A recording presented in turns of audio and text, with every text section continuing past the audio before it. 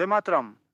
जय हिंद। मंचरे आसीन मान्यवर मुख्य अतिथि, सम्माननीय प्रधान शिक्षक, प्रधान शिक्षयित्री, मोर पूजनीय गुरुजन वृंद एवं मोर प्रिय सहपाठी माने, आजिर एही पवन स्वाधीनता दिवसर उपलक्षे मोर अंतरु अनेक अनेक शुभेच्छा और अभिनंदन। आज मु मोर भाषण गोटे छोट घटनारू आरंभ करने को चाहे। दिने जड़े छोट पिला तांको बापा को पचारिला, बापा 15 अगस्ट दिन आमे त्रिरंगा को एते सम्मान कहीं करूँ?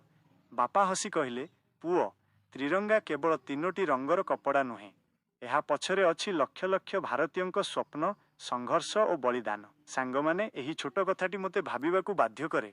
आमे त्रिरंगा को देखुछु, किंतु ताहार प्रकृत वार्ता को बुझुछु कि? आम त्रिरंगार केसरी रंग आमको साहस और त्यागर कथा मने पकाए। धला रंग शांति और सत्यर पथरे चलिबाकू शिखाए।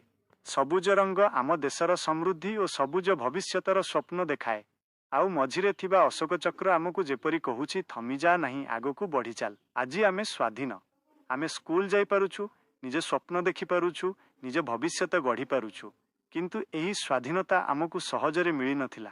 महात्मा गांधी सत्य और अहिंसा, नेताजी सुभाष चंद्र बोसଙ୍କ साहस, भगत सिंहଙ୍କ बलिदान एवं असंख्य स्वाधीनता संग्रामी संघर्ष आमको स्वाधीनतार आलोक देछि। तेणु आज मु निजको पचारे, सेमाने आम पई एते किछि करिथिले, आमे देश पई कोन करि परिबा? आमे तो छात्र, आमे सीमा को जाय युद्ध करि परिबा नाही, किंतु आमे मन देई पढ़ी परिबा, मिछ न कही सत्यर पथरे चली परिबा, स्कूल और घर को सफा रखि परिबा, गछ लगाई परिबा, खाद्य और पानी नष्ट न करि परिबा, जड़े असुविधारे पड़िथिबा सांग को साहाय्य करि परिबा। एई छोट छोट काम मध्य देश सेवा। उदाहरण स्वरूप आमे जदि स्कूल परिसर रे गोटे प्लास्टिक देखि भाबू, एहा मु पकाइनी, मु काहींकी उठाइबी, तेणु आमे केवल निज कथा भाबुछु।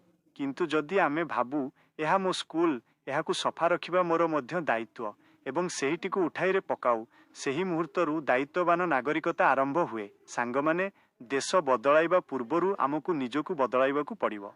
आमे सबु बेले कहू देश सफा हेबा दरकार, किंतु प्रथमे मु निजे अलिया पकाइबा बंद करिबी। आमे कहू समस्ते सत्य कहिबा दरकार, प्रथमे मु सत्य कहिबी।